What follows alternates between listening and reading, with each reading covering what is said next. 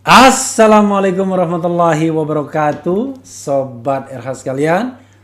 Jumpa lagi kita di channel yang keren ini. Keren jadah. Saya punya tamu istimewa. Tamu yang saya tidak kenal sebelumnya.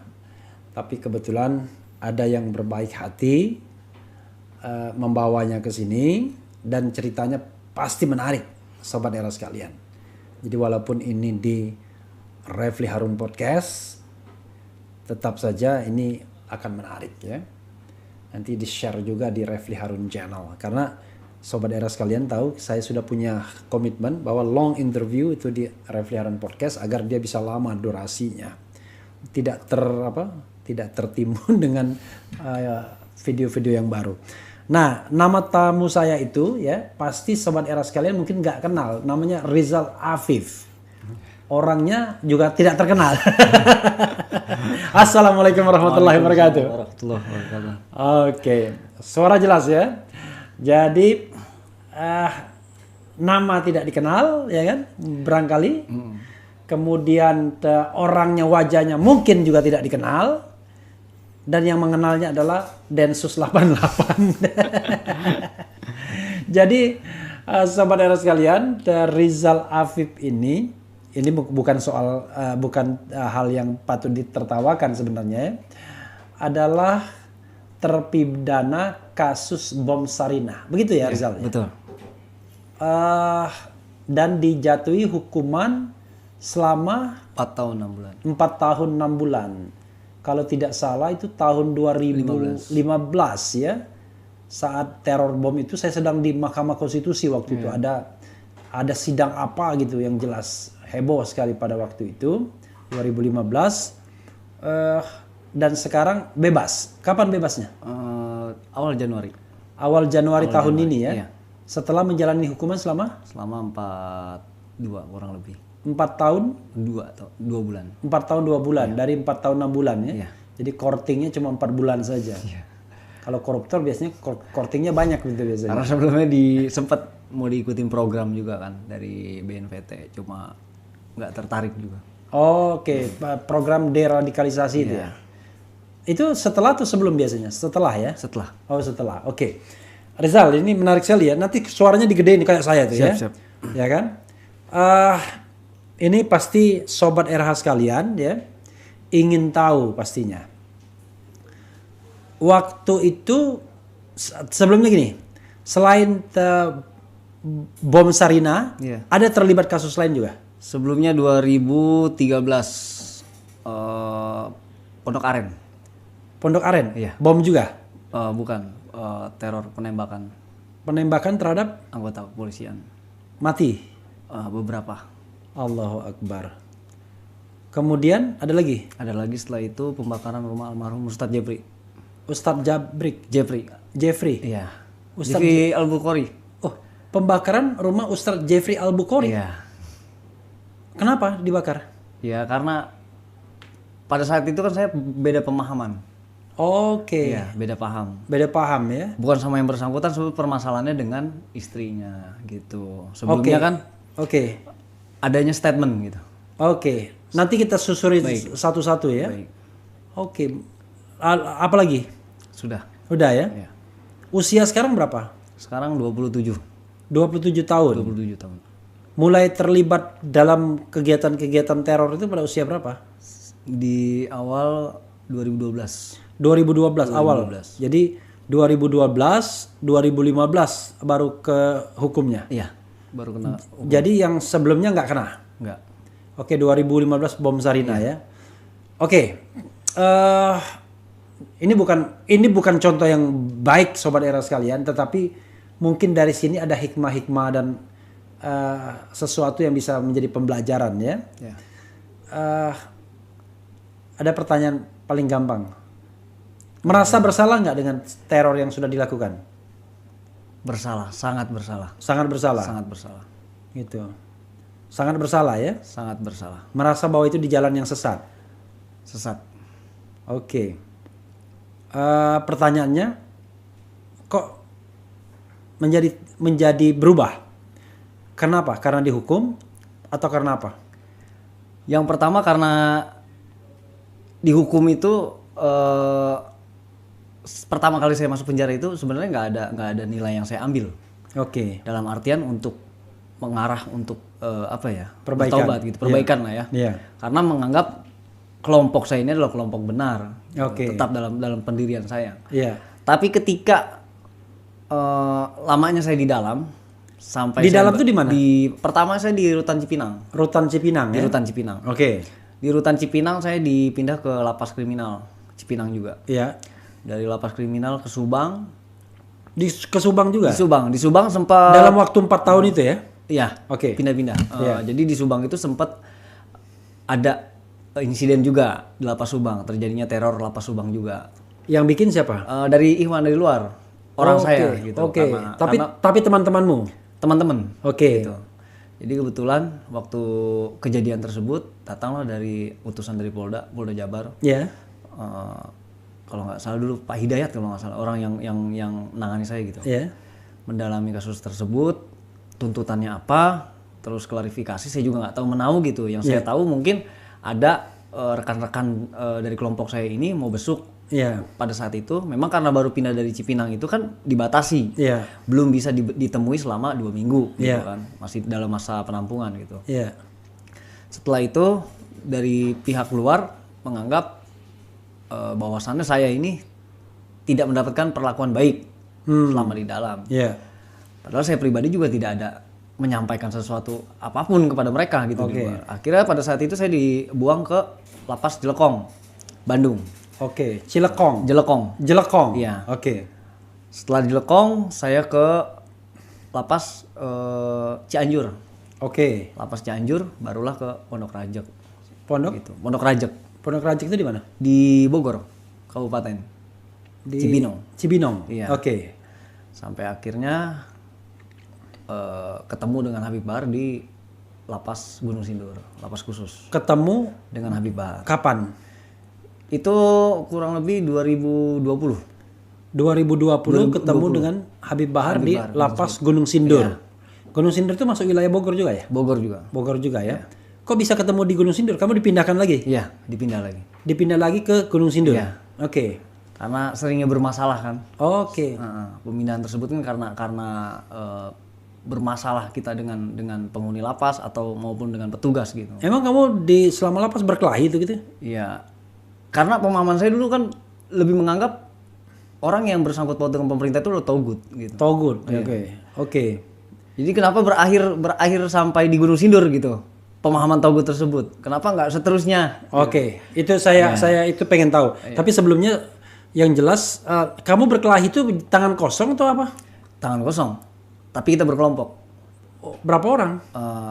Tergantung dari misalkan di kapasitas di lapas tersebut ada berapa orang jumlah terorismenya ya. 1 orang napiter kalau seandainya bermasalah dengan petugas maka yang lain ikut turun gitu. Oh gitu ya? Gitu. Oh, berarti sama penghuni lapas lain pernah juga berkelahi? Pernah dengan penghuni lain. Ini mohon maaf, ada yang sampai meninggal? Oh, belum pernah. Enggak ya? Cuma luka-luka doang? Luka-luka. Kamu juga pernah luka? Saya pernah luka. Luka misalnya? Seperti ada gesekan besi atau sikim gitu. Oke, tapi nggak sampai tertusuk apa-apa gitu? Tertusuk.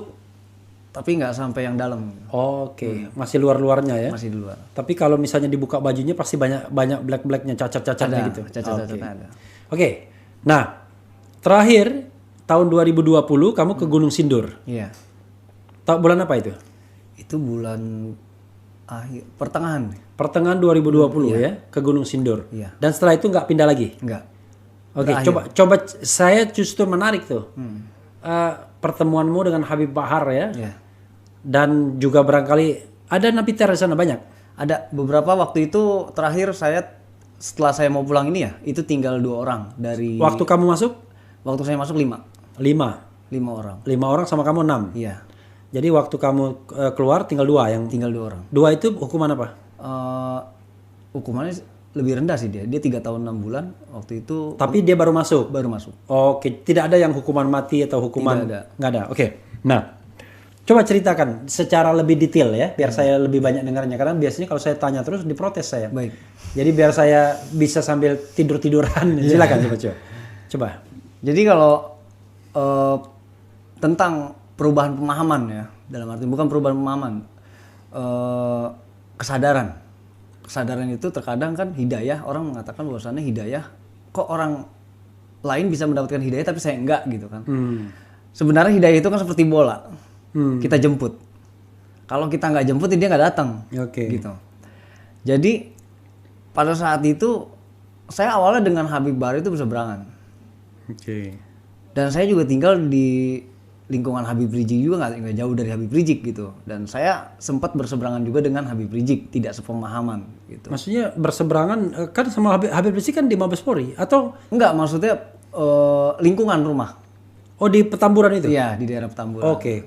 Jadi karena pemahaman FPI yang lebih ke demokrasi, kita yang anti dengan demokrasi, jadi tidak sejalan. Iya, tidak sejalan. Yeah.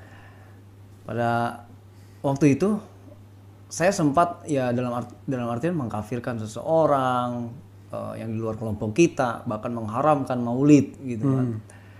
Habib waktu itu sempat nyambut saya.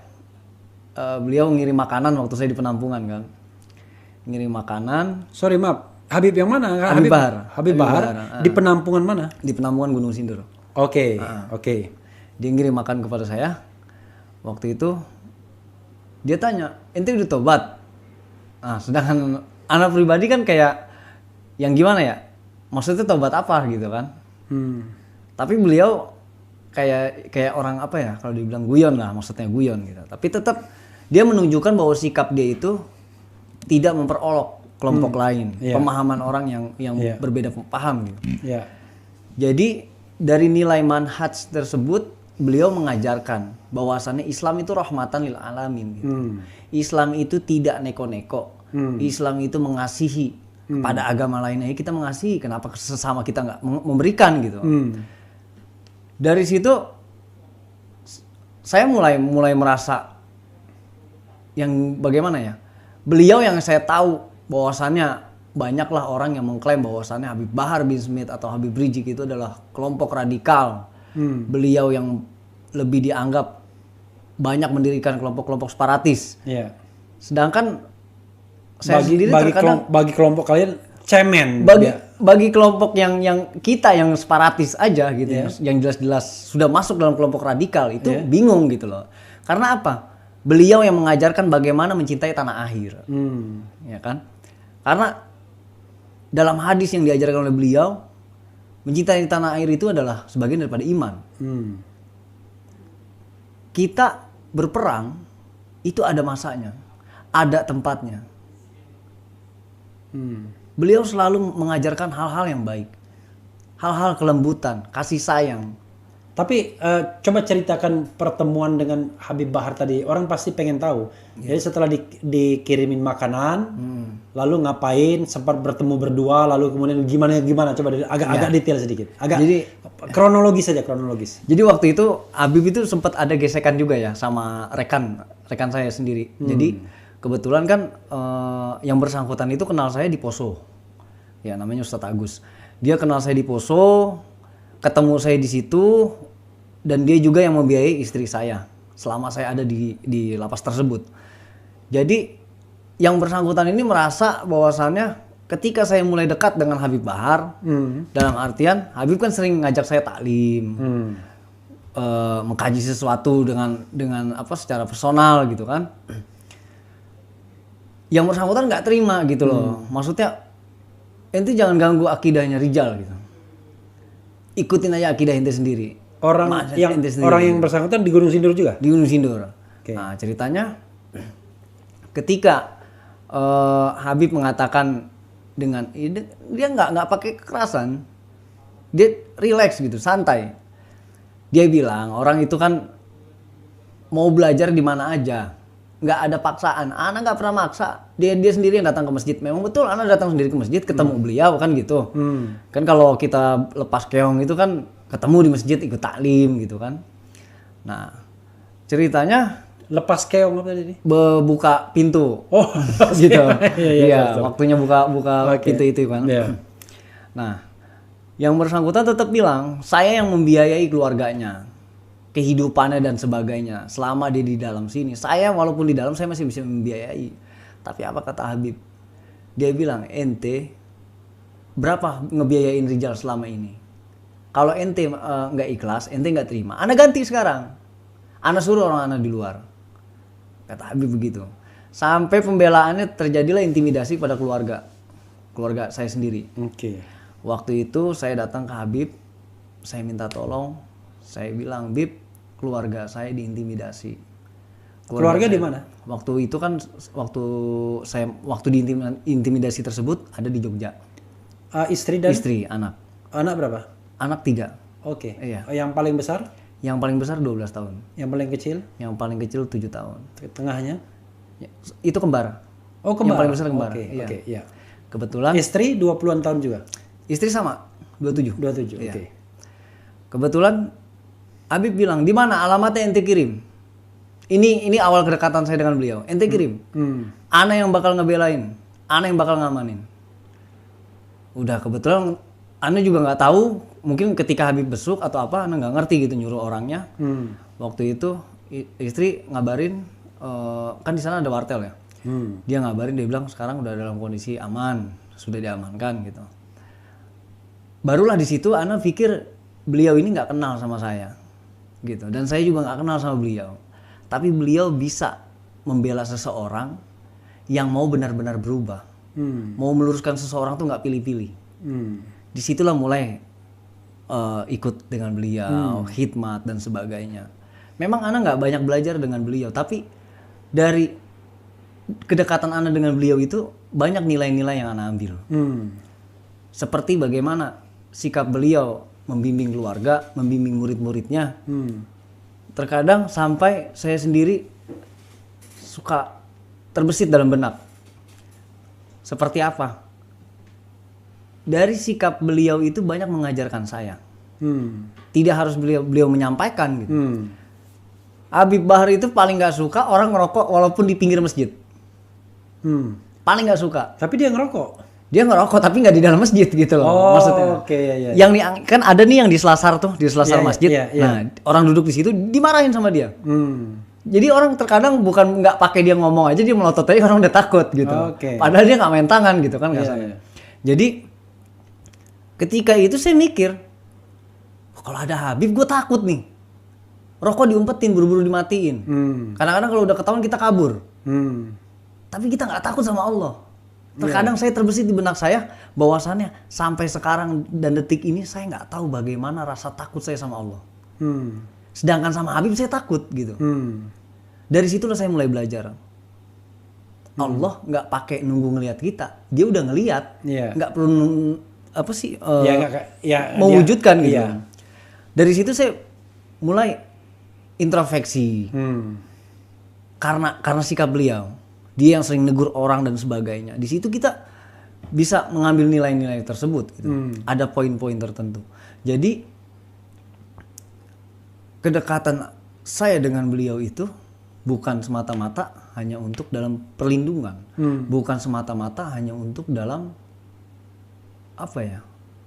pansos dan sebagainya. Bukan. Kita diajarkan khidmat dengan beliau itu bukan untuk satu hal yang menguntungkan diri kita dalam segi mungkin material dan sebagainya gitu. Tapi kita khidmat diajarkan bagaimana khidmat dengan seorang guru menunjukkan bahwasannya kasih kita kepada Allah. Dari situ saya banyak belajar bahwasannya beliau banyak mengajarkan bahwasan seperti maulid, bacaan-bacaan yang lainnya gitu. Saya tadinya nggak bisa maulid sampai akhirnya saya maulid. Teman tadi gimana? Berubah juga?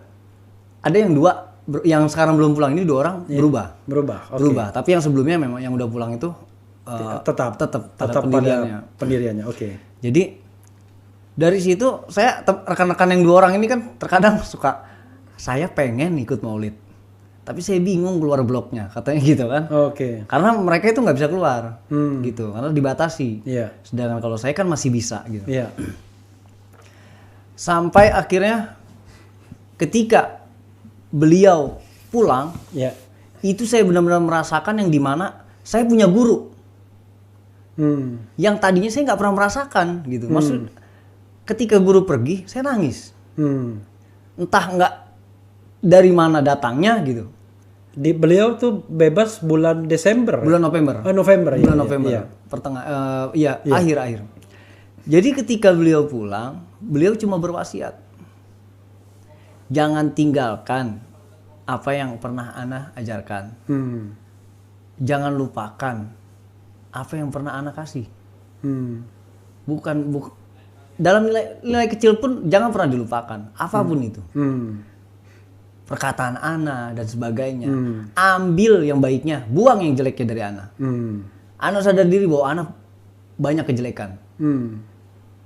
Ana sampai berpikir, dia orang yang dikatakan bahwasannya banyak umat Islam yang mengagumi beliau. Beliau tetap mengatakan keburukannya.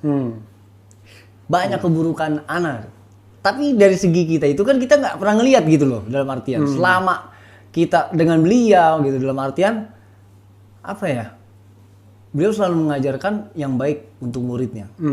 Tidak pernah mengajarkan yang hal-hal yang mungkin disampaikan oleh media-media miring lah. Akhirnya dari situ, setelah pulangnya beliau, yang tadinya kita terkadang suka males-malesan, taklim dan sebagainya, itu kita karena rindunya dengan seorang guru, mulailah saya ikut-ikut taklim lebih sering gitu di masjid. Di masjid Lapas. Lapas.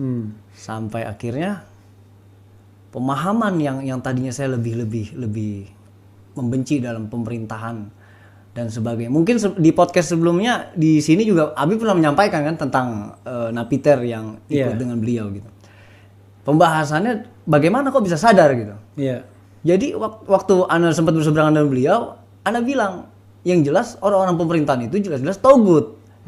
Karena mereka tidak tunduk pada hukum Allah. Mereka tunduk pada hukum Pancasila, mereka tunduk pada hukum demokrasi. Sedangkan demokrasi itu jelas-jelas itu bukan suara Tuhan. Nah, di situ pembahasan beliau tanya. Loh, dari mana? Gini, Bib. Anak kasih istilahnya kasih gambaran nih. Misalnya anak kasih sebuah cerita. Kita bicarakan tentang demokrasi. Demokrasi itu orang mengatakan bahwasannya dari kata tersebut suara terbanyak itu adalah suara Tuhan. Misalkan dalam pemilihan. Suara terbanyak itu adalah suara Tuhan. Ana kasih gambaran. Misalnya Ana seorang arsitektur, ya kan? Ana seorang arsitektur yang ngerti dalam bidang infrastruktur dan sebagainya. Ketika itu Ana mancing di danau. Ana lihat ini jembatan bakal rubuh. Dalam beberapa hari ke depan. Oh, mau nggak mau saya laporan dong ke kepala desa. Saya sampaikan ke kepala desa. Ini nggak akan lama lagi, pasti akan rubuh. Loh, kepala desa juga bingung kalau harus mengandalkan dana dari negara. Karena harus nunggu beberapa bulan atau minggu. Kan gitu. Setelah itu, dikumpulkanlah warga, mau nggak mau. Warga tersebut.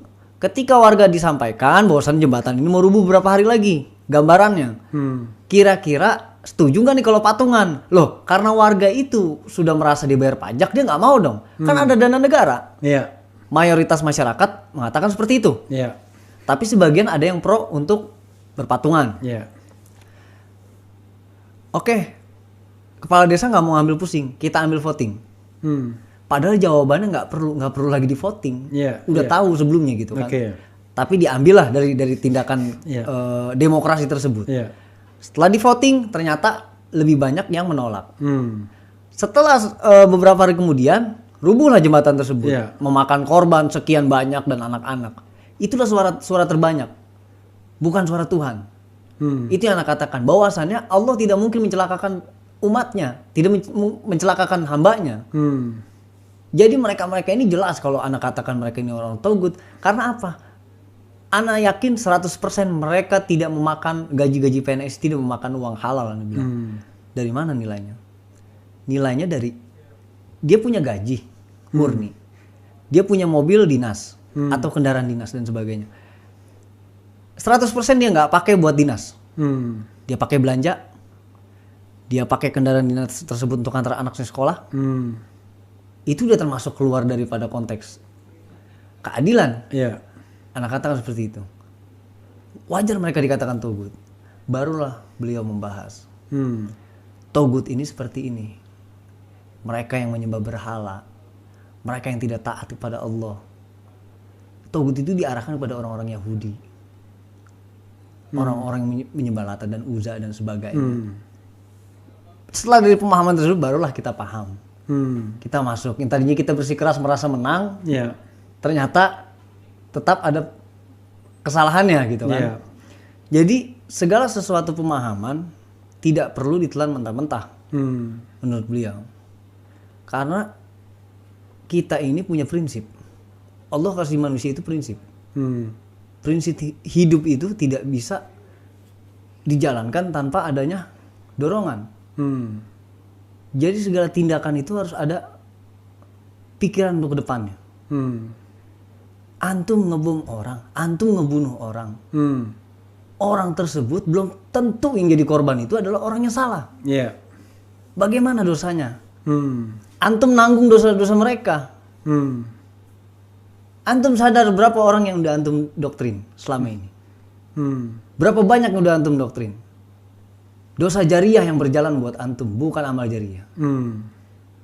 Entah kenapa, jadi penyampaian, mungkin perkataan tersebut udah sering beberapa orang yang menyampaikan. Bahkan di lapas, Ana bertemu dengan beberapa napiter yang dari Al-Qaeda ya. Karena kan kita Al-Qaeda dengan ISIS itu beda paham. Jadi perkataan itu sudah disampaikan oleh mereka orang, tapi nggak masuk gitu loh. Tapi nggak tahu kenapa ketika ketemu beliau itu masuk. Apa kata beliau? Islam itu tidak perlu hal yang neko-neko. Kalau antum mau bela agama, bela agama. Tapi tidak perlu pakai kekerasan. Habib Rizik kalau dia bener radikal, kata Habibah, istana udah bisa dirubuhin 212. Tapi nggak mau. Karena ulama itu tahu basiroh, tahu ke depannya. Itulah saya baru sadar bahwasannya guru yang bijak itu tidak akan mengambil tindakan mentah-mentah. Jadi selama ini saya merasa ya bahwa saya diperalat, bahwa saya sampai berpikir insiden kejadian saya di Bintaro. Saya mengorbankan keluarga tokoh dalam artian seorang ustadz, seorang ulama. Bintaro itu yang rumah Ustadz Uje. Iya. Saya selama 5 hari. Waktu itu Uje udah meninggal. Sudah meninggal. Iya. 5 hari itu saya nyusup. 5 hari sebelum kejadian itu saya nyusup. Nyusup kemana? Di rumahnya. Iya. Jadi saya mengaku sebagai awak media. Iya. Dengan identitas palsu dan sebagainya. Saya dekat dengan anak-anak beliau. Ya selama kesibukan itu saya merasa mereka tuh kayak keluarga. Abijar, Bilal kecilnya dulu kan. Sampai pas kejadian tuh saya ngerasa yang ketika saya dengar teriakan Bilal, itu saya balik. Saya balik lagi. Balik lagi kemana? Ke atas, melalui balkon. Oke. Buat nyelamatin mereka. Oke. Saya angkat Bilal. Saya tuntun Aila. Saya arahin Abijar buat ke depan. Mereka turun lewat atas yang dari balkon tuh yang buat kendaraan. Iya. Setelah mereka turun, saya sesingkat itu saya sadar gitu. Saya mengorbankan banyak orang. Bukan permasalahan tokohnya gitu. Tapi tindakan sayanya. Itu yang bakar siapa? Saya. Sendirian? Ya, saya sendiri. Sorry, ini bagian ini kamu pernah dituntut nggak soal ini? Pernah. Kena hukum? Hah? Kena. Berapa tahun? 2 tahun 1 bulan. Tapi dibebaskan selama 1 tahun 3 bulan. Oh, jadi sempat. Oke, enggak. Maksudnya kalau pernah belum pernah dihukum kan oke, ya. Lalu kenapa kamu bakar? Gara-gara apa? Karena statementnya Umi. Apa statementnya? Statementnya yang bersangkutan itu mengatakan ISIS itu bukan Islam. mereka keluar daripada syariat-syariat Islam, mengeksekusi orang dengan ya tindakan yang daripada Kamu luar waktu syariat. itu kelompok ISIS masuk? Iya. Oke. Kamu kelompok ISIS ya? Dari situlah terkadang saya sampai sekarang suka pikir banyak orang-orang yang udah saya sesatkan, yang saya tuntun menurut saya jalan yang baik, jalan yang benar, ternyata salah. Kamu bakarnya pakai apa waktu itu? Saya waktu itu kan buat salah satu bahan peledak dari Frostek ya, Frostek yang buat alat pel itu. Jadi saya campur dengan karbit, saya ledakan di lingkungan gorden. Gorden itu kan jadi cepat merembet ya. Dari gorden nyambung ke wallpaper dan sofa. Memang karena di ruang tamu kan. Baru merembet ke satu rumah. Gitu. Itu habis rumahnya ya? Habis. Sekarang sudah dibangun lagi? Sekarang pindah. Rumah itu? Rumah itu dijual. Oke. Ketemu Umi setelah itu? Belum. Saya sampai sekarang hati kecil saya pengen ketemu, yang terutama Abijar lah ya. Karena banyak cerita. Tapi mereka tahu kan karena kamu udah dihukum kan? Ya? Tahu, mereka tahu. Pengen saya ketemu, saya sampaikan maaf secara langsung. Kok seradikal itu kamu ya waktu itu ya? Ya, karena. Oke. Artinya kalau kamu bilang ISIS, Munarman gimana? Ustadz Munarman. Iya. Ya, Munarman termasuk daripada bagian. Oh, Munarman ini ya, yang FPI ya, bukan. Ana pikir Ustadz Aman Abdurrahman. Oke. Kalau Munarman menurut Ana kayaknya itu wallahu alam lah. Oke. Wallahu alam. Karena kalau Ustadz Aman itu Ustadz saya. Oke. Nah, maksudnya Munarman ini nggak pernah terlibat sama kamu sama sekali? Oh, nggak pernah. Nggak pernah. Justru di saat saya waktu di ISIS itu saya berseberangan dengan FPI. Oke. Berseberangan dengan Munarman. Kalau memang Munarman sebagai kelompok ISIS mungkin ketemu sama saya di Poso. Oke. Gitu. Oke. Karena klaim dari media dan pihak aparat mengatakan bahwasannya Munarman itu bergabung dengan MIT. Iya. Menurut saya MIT 80% saya tahu orang-orangnya. MIT itu apa? Majelis Mujahidin Indonesia Timur. Oke, Mujahidin Indonesia Timur. Saya tahu 80%. Bahkan orang-orang dari MMI yang dari Majelis Mujahidin Indonesia yang masuk ke MIT itu saya kenal. Jadi nggak pernah kamu ketemu Munarman sekali? Kalau dikatakan Munarman itu saya nggak kenal. Oke. Nggak pernah ketemu gitu dalam kelompok tersebut. Bukan saya nggak kenal. Oke. Ya kamu kenal karena dia tokoh media kan di media massa terkenal. Tapi kamu sendiri tidak pernah menemukan gitu. Bertemu di dalam jaringan itu. Dalam jaringan tersebut tidak ada. Oke. Saya ingin balik lagi. Jadi di Lapas Gunung Sindur kamu bisa dibilang jadi muridnya Habib Bahar ya? Iya. Ada pernah tadi ada kamu sebut-sebut Habib Rizik itu dalam konteks apa? Pernah ketemu sama Habib Rizik? Iya, pernah. Jadi kalau kenapa sebenarnya nggak ada sangkut paut masalah pertemuan atau apa lah. Mungkin kalau bertemu juga kita nggak ada yang kayak ngobrol atau apa, mungkin kayak sekilas gitu kan. Ibarat antara seorang guru dengan murid seperti itu. Tapi karena apa? Karena banyaknya doktrin dalam kelompok ya kan. Bahwasan FPI itu nggak bener, Muhammadiyah nggak bener, NU nggak bener. Intinya keluar daripada kelompok ISIS tersebut. Nggak bener semua. Nggak bener, intinya kafir. Di luar itu kafir gitu. Bahkan orang tua saya itu kan termasuk PNS gitu ya. Waktu itu saya pernah konsul gitu dengan ustadz saya Bahru Naim. Saya bilang, Ustadz, kalau seandainya Umi Ana kan istilahnya PNS gitu kan. Menurut antum gimana nih cara menyampaikan anak istilahnya? Kalau yang bersangkutan kan memang udah tahu anak ikut dengan kelompok ini dan yang bersangkutan juga udah nasehatin anak. Kamu itu kelompok apa namanya? MIT. Oh MIT, bagian dari MIT ya. Iya. Oke. Mujahidin Indonesia Timur ya. Terus dia bilang, kalau orang tua antum itu kan togut, dia bilang. Kalau dia tidak mengizinkan antum itu halal darahnya, nggak perlu dipertimbangkan. Allahu Akbar. Menurut beliau kan. Jadi sebenarnya Anda juga agak bimbang juga, cuma karena Anda pikir ini adalah satu kelompok yang benar, golongan yang benar. Ya mau bagaimana? Iya, Nggak ada pilihan menurut Ana. Lalu?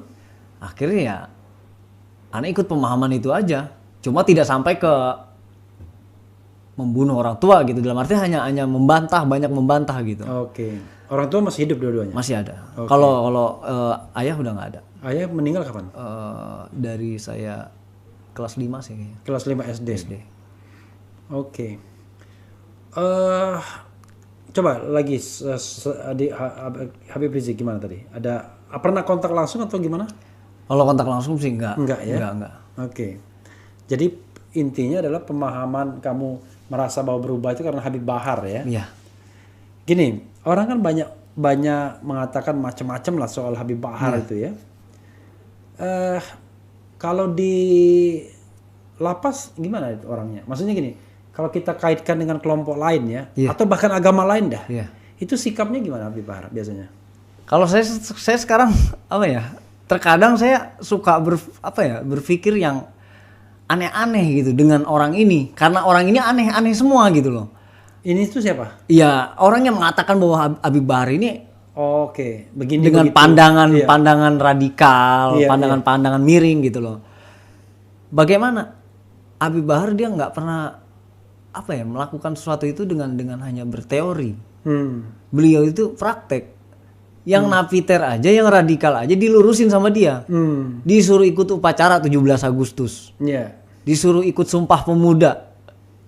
Disuruh ikut sholat bareng di masjid. Yang tadinya kita nggak pernah mau sholat bareng di masjid.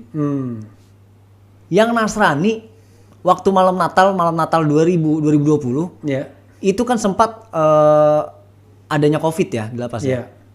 Jadi waktu itu ada kebijakan dari Kalapas tidak diadakannya malam KKR ya kalau nggak salah, malam Natal. Jadi dari situ Abi protes, nggak bisa begitu. Karena kita yang Muslim kemarin lebaran, yang jelas kan mengikuti protokol kesehatan. Yang protes bukan yang Nasrani, Habib Baharnya gitu loh. Protes ke Kalapasnya.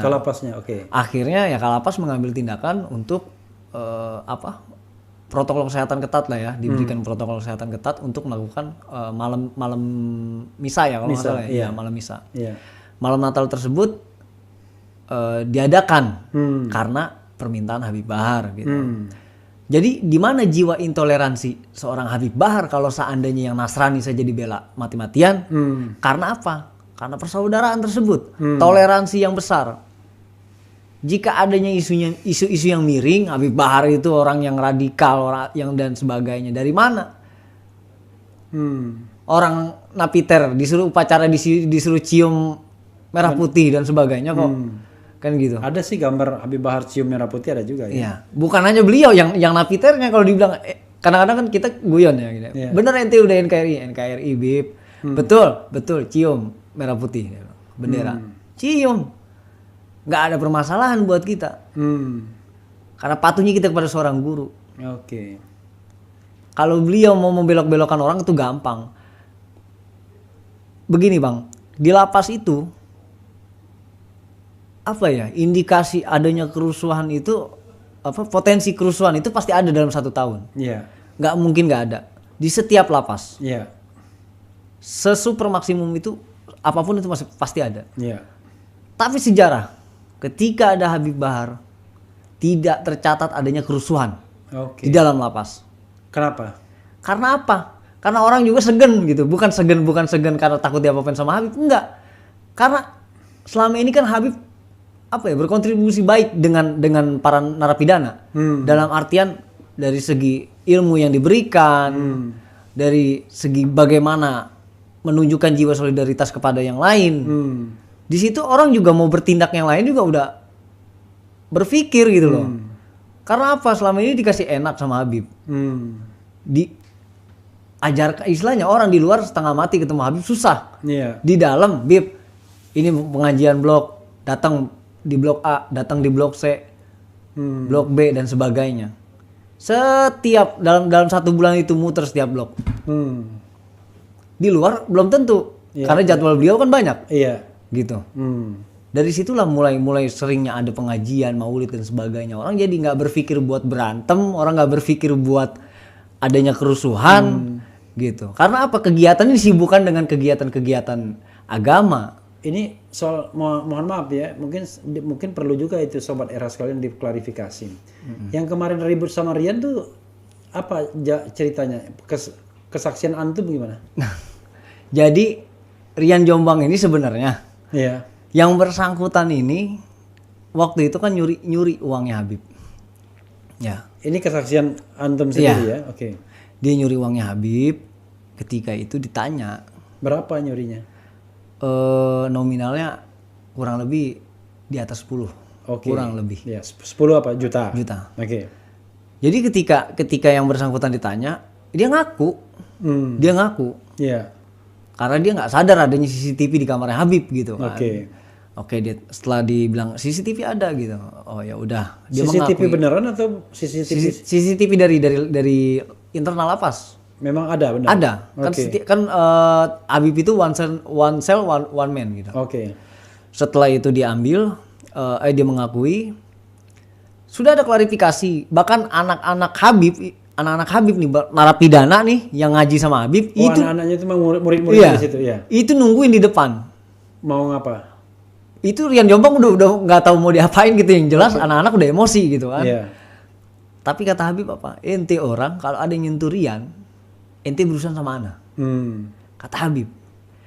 Biar bagaimanapun juga manusia itu ada hilapnya. Rian ini juga murid ana. Iya. Ente juga harus paham. Ente juga belum tentu ente semua orang yang benar. Iya. Semua kita di sini nggak ada yang benar. Pasti ada hilapnya. Iya. Oke, akhirnya anak-anak ngerti. Setelah itu ada isu lah di blog.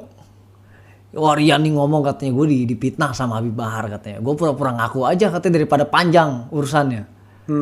Nah dia bilang ntar kalau Habib pulang ada salah satu anak-anak Habib pokoknya yang gue tusuk katanya. Itu info nyampe ke Habib. Nah Habib kan ibarat tadi kalau buat murid jangan kata harta, nyawa dia kasih kan gitu. Kalau dia dengar muridnya mau diusik, dia marah gitu loh. Terjadilah gesekan tersebut. Jadi dengan penyampaian yang dikatakan bahwasannya Rian digebukin sama anak-anak, itu jauh, bukan. Habib tidak mengiyakan anak-anak buat nginin dia gitu, buat melakukan tindakan kekerasan gitu kan. Iya. Setelah itu mulailah dia pelintir kan di media dengan lawyernya. Enggak, sampai dia bisa bengkak itu gimana ceritanya? Itu memang dipukul sama Habib. Iya. Gara-gara itu ngomong yang dia bilang katanya mau nusuk anak-anak Habib kalau Habib pulang. Itu kan mendekati mau kepulangan Habib. Waktu itu sebelum batalnya pulang ya. Iya. Nah, karena hitungan hari. Iya. Ketika itu dia ngomong, ntar lu lihat nih berapa hari lagi nih Habib pulang. Anak-anak Habib pasti ada yang gue tusuk. Bahasanya gitu. Iya. Akhirnya ya namanya di penjara kan, tembok aja bisa ngomong bahasanya kan gitu. Iya. Jadi adalah angin-angin itu sampai ke Habib. Akhirnya diklarifikasi sama Habib, dikumpulin orang-orangnya. Bener dia ngomong ini, bener Beb. Ente kata siapa? Kata ini. Ditelusurin, akhirnya mulailah dipanggil gitu kan. Akhirnya ya itu dipukul. Iya. Oke. Karena ketidakterimaan Habib gitu. Iya. Tapi sudah damai ya? Sudah damai. Damai bener atau damai pura-pura? Damai bener. Karena kan itu disaksikan langsung dari Dirjen, Kanwil dan sebagainya. Oke. Iya, Rizal ya? Iya. Kamu orang mana sih aslinya? Saya asli kalau papa sih Sulawesi. Sulawesi apa? Sulawesi Tenggara. Kendari. Kendari ya? Iya. Kalau Poso di Tenggara juga kan? Oh bukan, Poso Utara. Oh iya ya. Bukan dong, Poso Sulawesi Tengah. Tengah-tengah ya. Ya, Sulawesi Tengah ya. Oke. Ke Bapak Ibu dari Sulawesi Tenggara semua? Enggak, kalau ibu sini Jakarta. Oh, Ibu Betawi? Iya, Tanah Abang. Oke. Dari kecil kamu lahir di mana? Saya di Jakarta. Sampai Sampai sekarang? gede. Iya. Oh, jadi memang bapakmu yang jadi apa istilahnya? Pengelana apa? Pendatang ya? Pendatang. Iya. Oke, saya tertarik untuk bom Sarinah ya. Iya. Waktu itu berapa pelakunya? Waktu itu kurang lebih ada 7 orang. 7 orang. Peran kamu sebagai apa? Atau ceritakan peran masing-masing 7 orang itu apa aja? Ya, di situ kan waktu itu kan ada Abdurrahman. Iya. Terus ada Afif. Sorry, Abdurrahman di mana sekarang? Abdurrahman udah meninggal. Dalam tembak menembak. Iya. Afif meninggal juga. tembak menembak. Lalu Terus lagi Khalid Khalid di mana? Khalid meninggal juga. Tembak menembak. Iya. 4 Terus yang Imron sekarang kurang tahu sekarang Imron di mana. Ketemu sama saya waktu itu di Mako terakhir. Mako Brimob. Iya, setelah vonis itu kan dipecah-pecah semua. Oke. Yang berikutnya lagi 5 Hasbi di mana? Hasbi di kurang tahu di mana. Oke. 6 Ustadz Bahrun ya di mana? Bahrun Naim di NK kalau nggak salah. Di NK Nusa Kambangan. Oh, Nusa Kambangan. Dan 7 kamu ya? Ustadz Aman. Ustadz Aman. Iya, 8 orang berarti. 8 orang. Peranmu apa waktu itu? Ada pembagian perannya gimana? Ada. Kalau pembagian peran waktu itu kan kita kumpul di Cut Mutia. Masjid. Iya. Masjid Cut Mutia. Iya. Jadi situ ada pembagian peran masing-masing. Gitu. Iya. Sebenarnya pada saat kejadian itu insiden itu terjadi nggak seperti yang harus terjadi itu gitu loh. Cuma karena itu keluar dari konteks sebenarnya. Keluar dari skenario. Iya, dari skenario tersebut udah keluar. Karena tujuan kita ini kan menak. Oke. Menak sebenarnya ya. Menak itu siapa waktu itu? Kurang tahu deh. Maksudnya pas Menteri Agamanya, Kementerian Agamanya. Iya, bukan Menaknya tapi Kementerian Iya, Agama. Kementerian Agamanya. Iya. Kementerian Agama kan dekat Sarinah Seberangan, itu kan? kita seberang. Iya. Iya.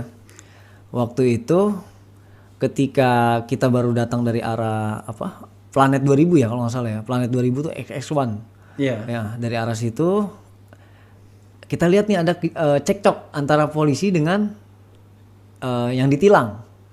Di seberang nih di pospol. Iya. Masuklah Hasbi ke seberang. Karena tujuannya togut nih.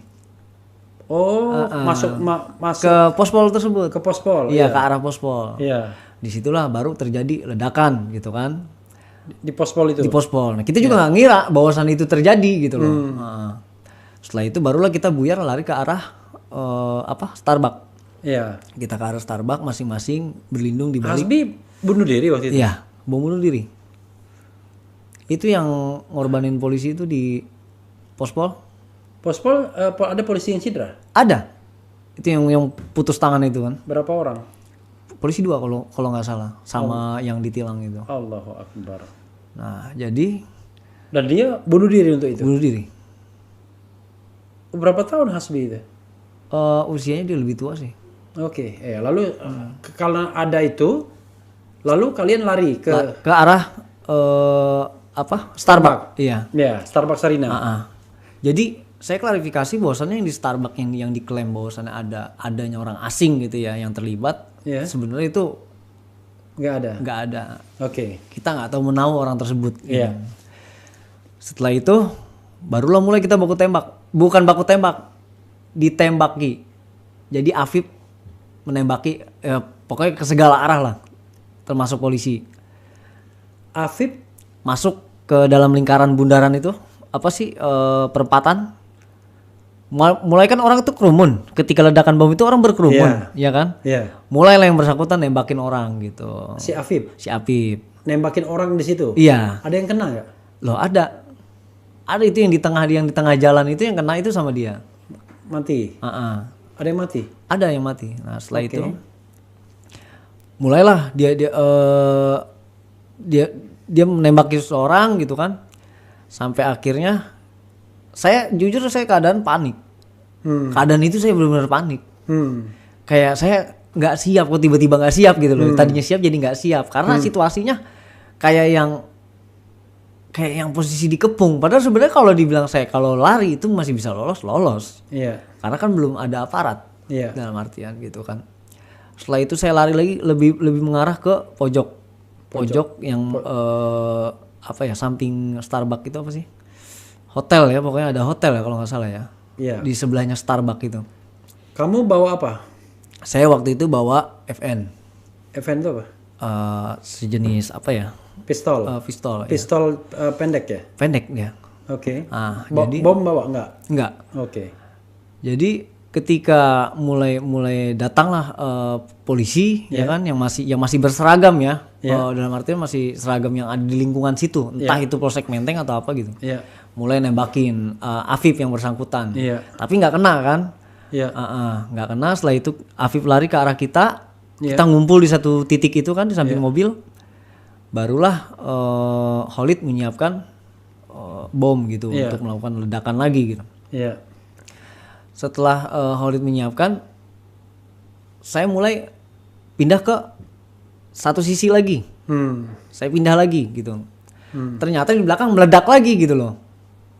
Di belakang tuh Di yang tadi Khalid. yang Starbucks-nya. Iya, yang Starbucks-nya. Tapi bukan di dalam ya, di luar ya? Bukan di luar, itu di luar. Ternyata meledak lagi, ternyata yang bersangkutan gitu. Bunuh diri juga. Allah Akbar. Setelah itu barulah Afif melakukan penyerangan. Waktu itu kan ada mobil ada mobil polisi gitu sempat masuk, mobil pribadi lah. Iya. Dia sempat masuk, dilemparin juga ledakan gitu.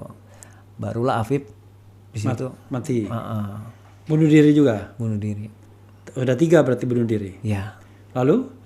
Ya udah dari situ saya memang keadaan saya benar-benar kayak yang ya Allah, saya takut gitu. Saya keadaan takut. Iya. Waktu saya dengar teriakan nyerah ya saya nyerah. Oke. Saya tiarap gitu. Oke. Berarti kan masih ada 5. Kan 8 kan semuanya. Kan yang bareng sama Hasbi itu ada 2 orang. Sama Hasbi kan berdua. Iya. Iya kan? Iya. Nah, terus yang waktu Jadi tembak sama Hasbi itu 3 orang. enggak. Hasbi berdua. Oke. Berdua. Hasbi berdua. Meninggal. Bunuh diri 2. Terus Afif itu kan nembakin orang, Iya. ya kan? Satu Ikhwan itu yang dari Indramayu. Iya. Juga kita nggak kenal nih. Cuma yang bersangkutan ketemu di Masjid Sud Mutia kan. Iya. Yang bersangkutan juga sempat ketembak, tapi Afif kan nggak. Iya. Nah, barulah Khalid Iya. yang melakukan ledakan. Iya. Gitu. Setelah melakukan ledakan baru Afif yang meninggal gitu. Oke. Nah, dari situlah Jadi Khalid meninggal, Afif meninggal. dari Lalu si yang tertembak dari Indramayu enggak? Ikhwan enggak? dia tertembak. Meninggal juga? Iya, kena tembakan Oh, dari aparat. dari aparat. Jadi 5 meninggal. Ya. Lalu 3-nya Rizal, Saya Ustadz Barun Ustadz Barun. sama Aman Abdurrahman. Di mana Ustadz Barun sama ada Aman Abdurrahman? Menyerah. Enggak, Ustadz Barun Naim itu kalau nggak salah di Bekasi atau di mana gitu ketangkap. Saya kurang paham. Oke, jadi setelah itu dia lari ya? Enggak, Ustadz Barun itu justru yang operator, yang mengarahkan. Oh, dia nggak di lokasi. Dia enggak. Oke, dia tidak di lokasi. Tidak. Oke, dia operator dia. Operator. Lalu ini yang Aman Aman di dalam mana? di dalam lapas. Sama-sama menyerah sama ini. Iya, Sama Rizal. sama nyerah. Oke, waktu itu di mana posisi terakhir Rizal waktu menyerah? Starbucks Di dalam Starbucks. di luar. Oh, di luar Starbucks. Oke. Dulu yang mimpin Tito Karnavian. Tito. Langsung. Iya. Yang Kalau yang mimpin waktu datang nggak tahu ya. Cuma yang waktu saya ditangkap itu kan sama aparat ya langsung. Iya. Setelah diringkus langsung dimasukin ke mobil gitu. Jadi nggak tahu yang mimpin siapa-siapanya. Oke. Tapi memang kepemimpinan Pak Tito waktu itu. Ya, karena dia waktu itu Kapolda ya. Oke. Itu ceritanya ya. Oke. Ada lagi satu cerita yang ingin saya inikan. Panjang itu bisa sahabat sekalian ya, bisa. Ini waktu take video ini sudah jam 2 malam hampir. Tapi belum mengalahkan rekor tamu saya yang 3:30 mulai podcastnya. Kamu bisa begitu pasti direkrut kan? Iya. Yang merekrut siapa? Waktu itu saya kenal Nibras. Nibras. Waktu itu kan saya ngikut satu acara ya. Nibras itu siapa? Nibras ini yang ngerekrut saya. Dia salah satu kelompok. Oh, salah satu anggota kelompok MIT ini. Iya. MIT ini ya. Iya. Jadi ntar saya ceritakan Nibras ini siapa. Jadi ketika itu saya kan kalau dibilang anak yang broken ya. Oke. Karena meninggal bapak dari kecil ya. Iya. Intinya saya dalam keadaan kacau di keluarga. Iya. Lagi dalam keadaan kacau. Kebetulan saya juga SMA juga nakal. Oke. Sering tawuran, banyak lah buat masalah. Bahkan ya nggak sekali 2 kali intinya aparat datang ke rumah gitu kan. Iya. Terkadang ada aja masalah yang saya buat. Warna kita masih oke warna ininya. Oke, ya.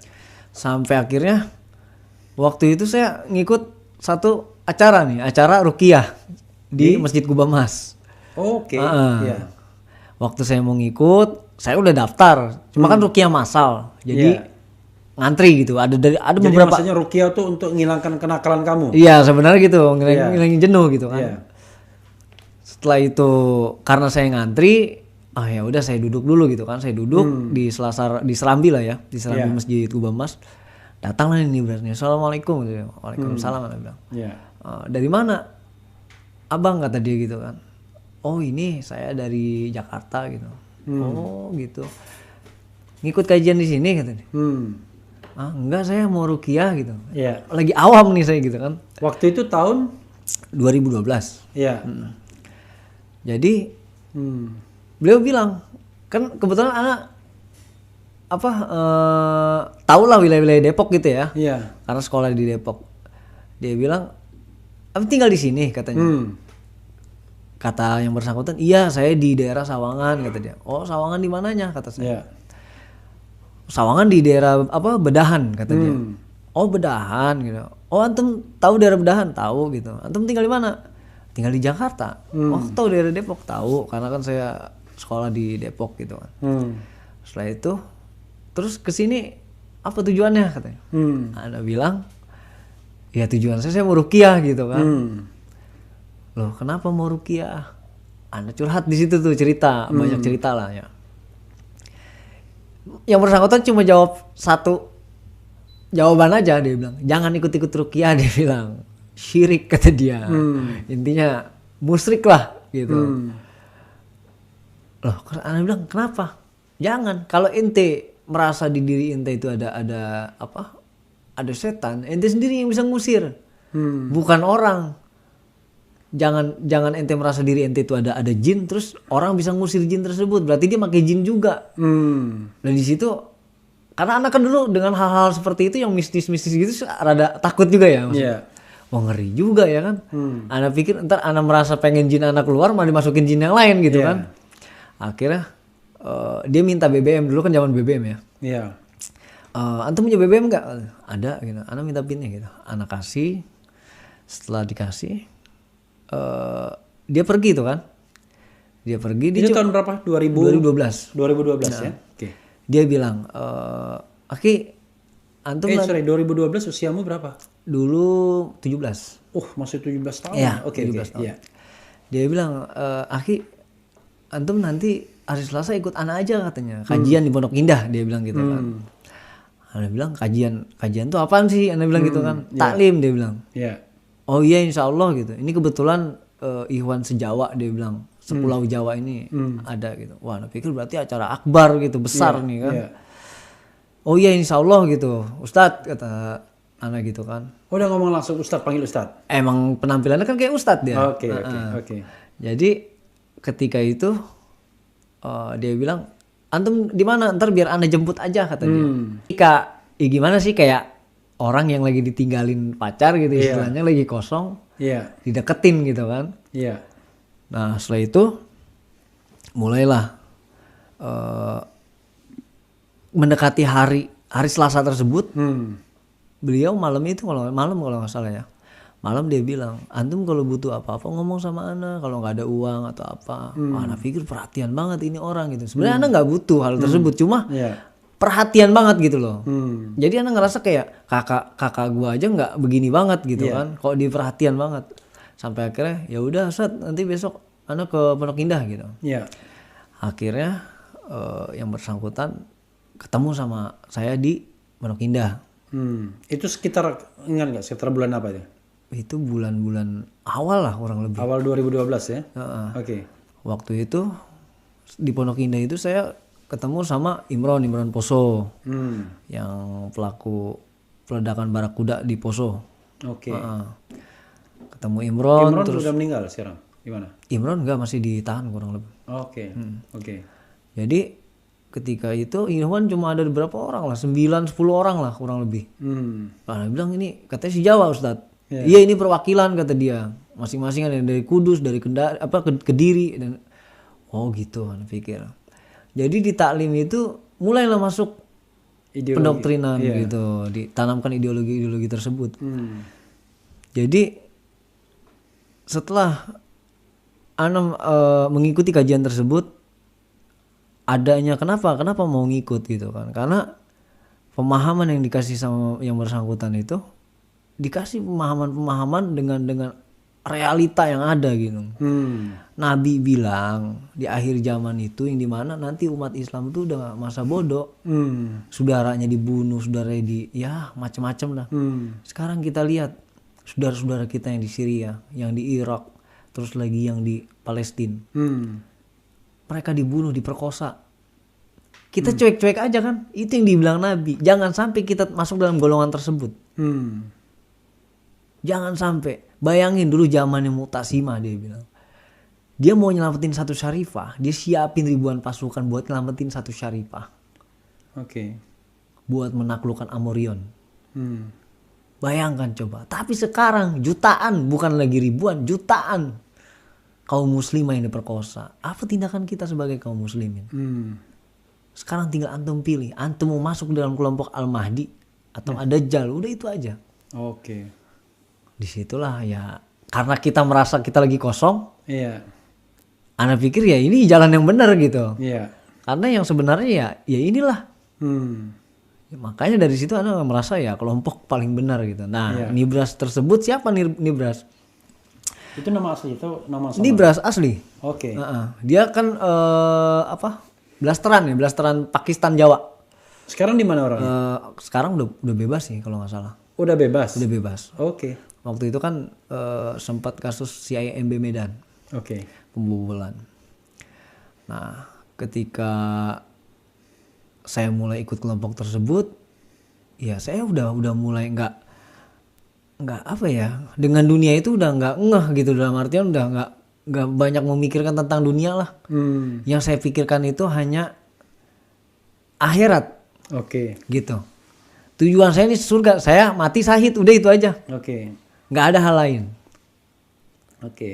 Sampai akhirnya ya saya menemukan titik jenuh sendiri, orang yang Ana sesatkan, orang yang jadi korban dan sebagainya.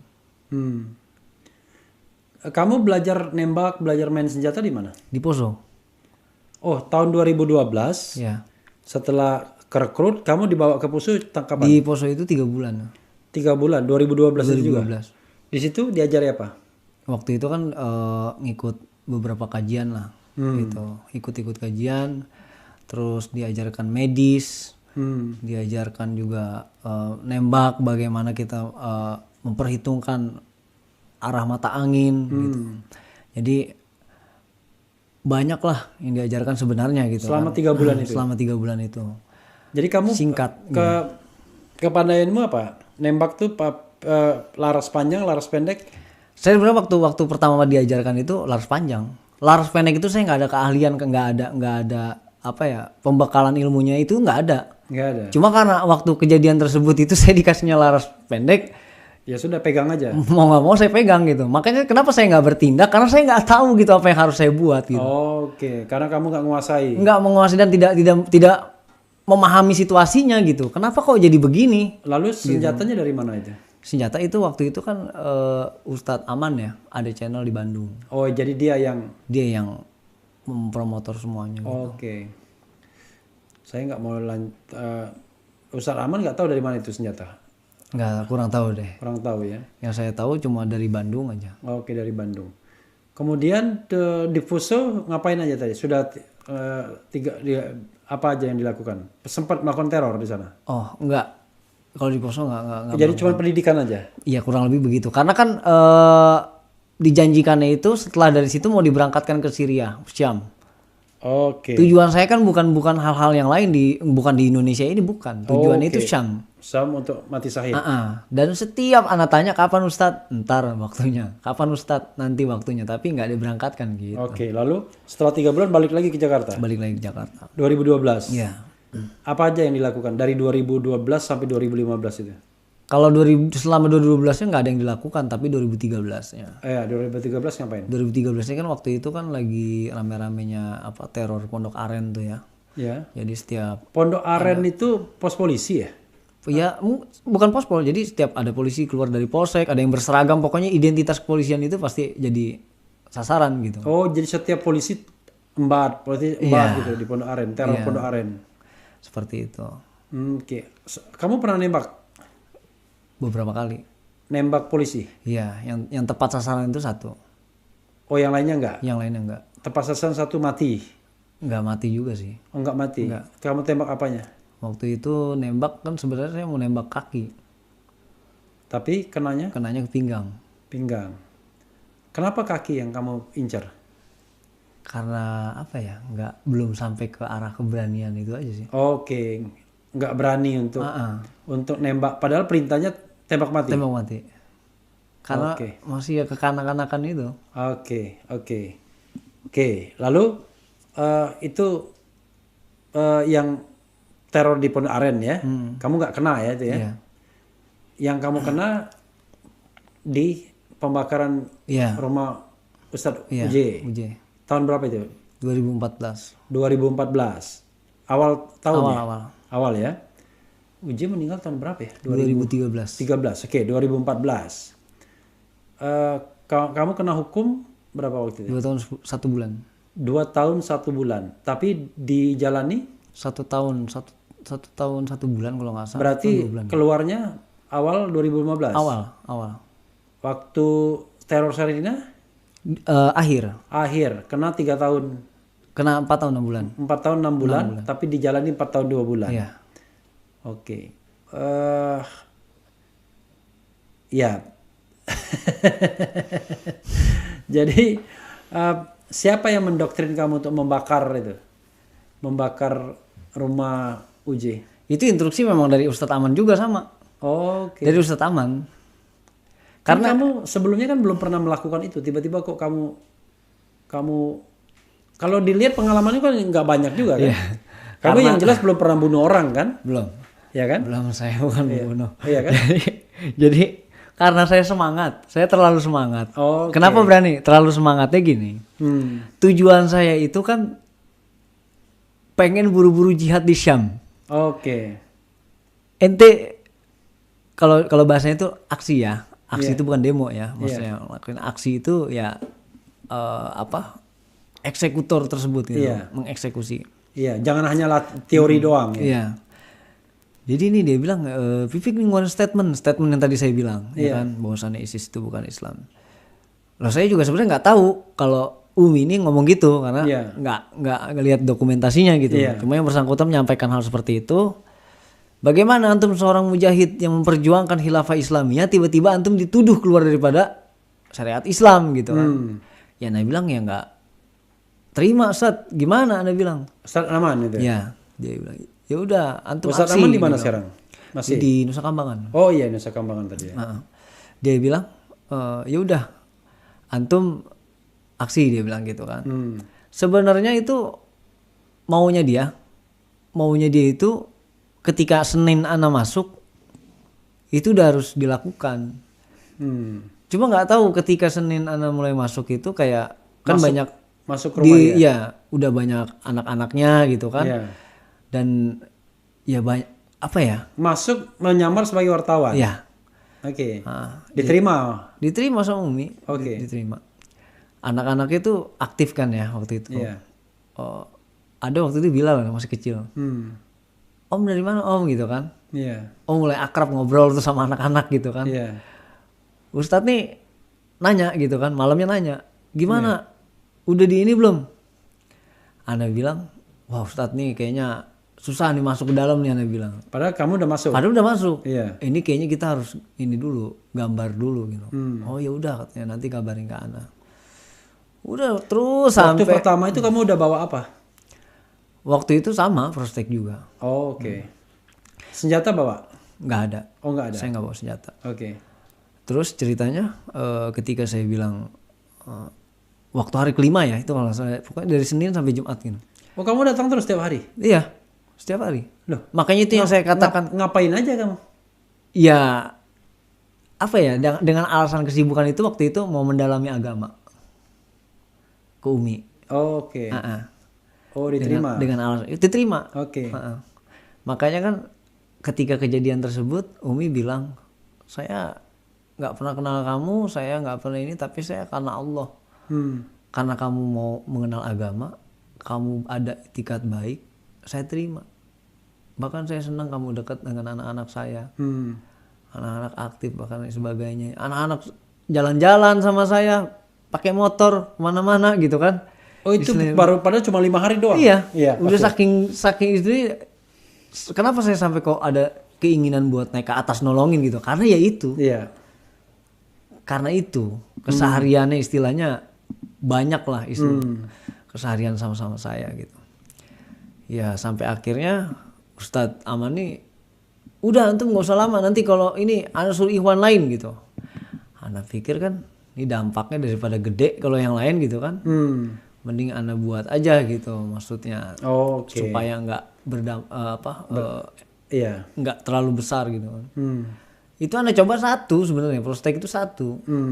Cuma pemicunya karena karbit itu ya kan. Akhirnya merambat, ana nggak tahu ternyata habisnya satu rumah gitu loh. Dan waktu itu anak-anak di atas? Di atas, di lantai 2. Yang kamu karbit lantai bawah? Lantai bawah.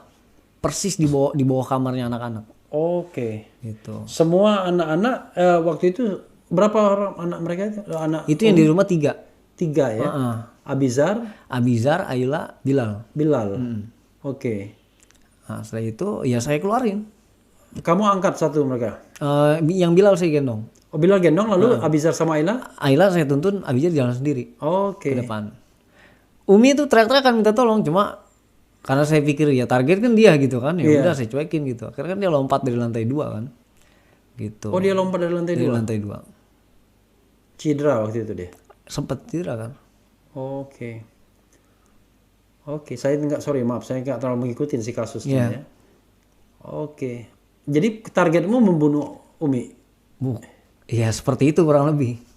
Perintahnya begitu, tapi kamu nggak tega sama anak-anaknya yang sudah akrab sama kamu. Oke. Ya, terakhir mungkin ada. Sekarang kamu kerjamu gimana? Kamu kapan keluar? Baru. Berapa hari? 1 bulan. 1 bulan, Januari kemarin.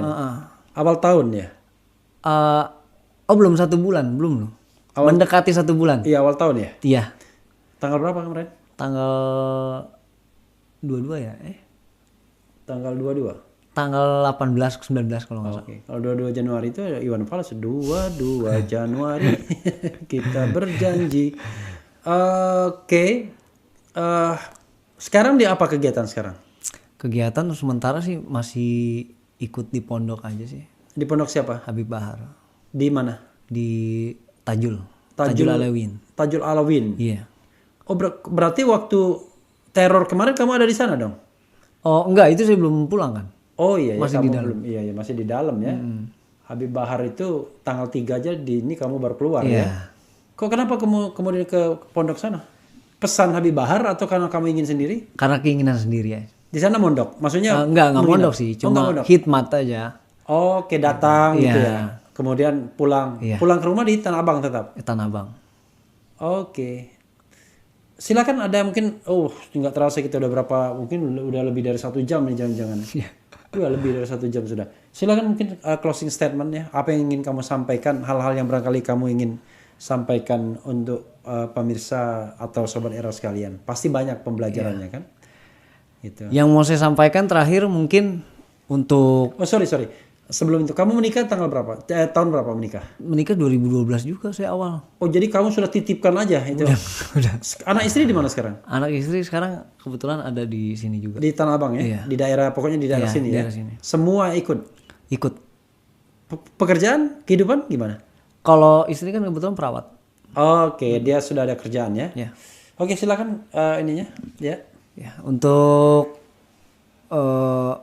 terakhir mungkin saya hanya bisa menyampaikan segala sesuatu yang ada dalam cerita saya, pahit, manisnya, pedasnya, mungkin akan menjadi pelajaran untuk rekan-rekan gitu. Segala sesuatu, apa yang kita pandang benar itu belum tentu benar, dan segala sesuatu apa yang kita pandang salah itu belum tentu salah. Maka ada yang pepatah mengatakan tak kenal maka tak sayang. Disitulah segala apa yang harus kita ketahui, maka kita harus ada pendekatan. Tidak langsung dalam artian terjun ke dalam hal tersebut. Insya Allah dari semua kejadian ini mudah-mudahan ada hikmah di baliknya. Dan mudah-mudahan daripada apa tindakan saya ini, saya minta hanya memohon ampunan dari Allah Subhanahu wa taala dan tidak terulang, tidak terjadi kepada orang lain. Dan semoga orang-orang yang masih dalam lingkup tersebut banyak mengambil nilai-nilai dan poin-poin penting yang ada dalam cerita tersebut, kejadian tersebut. Insya Allah saya berharap pada rekan-rekan yang masih di sana ya untuk kembali kepada jalan Allah, jalan yang benar, rahmatan lil alamin, yang tidak lagi mengkafirkan daripada kelompok lain, yang sama-sama kita saling bahu membahu untuk menjadi putra bangsa yang terbaik insya Allah. Syukran jazakallah khairan. Assalamualaikum. Wassalamualaikum warahmatullahi wabarakatuh. Waalaikumsalam warahmatullahi wabarakatuh. Iya, saudara sekalian, itu tadi ya pastinya banyak pelajaran berharga ya. Mudah-mudahan apa yang disampaikan oleh Rizal Afif ya selama lebih dari 1 jam itu memberikan pembelajaran dan hikmah bagi kita semua. Amin, ya. Amin. Dan sesungguhnya kita harus betul-betul jeli ya melihat. Misalnya dalam dinamika hubungan antara umat Islam dan pemerintah justru menjadi pembelajaran ya. Apa yang dimaksud dengan kelompok radikal ya, kelompok-kelompok yang sesungguhnya sebenarnya sangat mencintai negara. Jangan sampai kemudian akhirnya kelompok yang sebenarnya tidak berpandangan demikian dipojokkan seolah-olah demikian karena motif-motif politik tertentu misalnya. Karena bagaimanapun kita harus membedakan, ada orang yang bergerak karena soal ideologi seperti ini, tapi ada yang murni karena dalam konteks demokrasi, kebebasan berbicara, berpendapat, ya kan, amar ma'ruf nahi mungkar dan lain sebagainya. Jadi jangan langsung main gebiak uyah bahwa ini semuanya kelompok-kelompok radikal, kadrun dan lain sebagainya, seolah-olah mereka-mereka adalah kelompok yang tidak cinta NKRI ya. Dari cerita tadi banyak informasi yang kita dapatkan dan yang penting tetap di channel ini. Wassalamualaikum warahmatullahi wabarakatuh.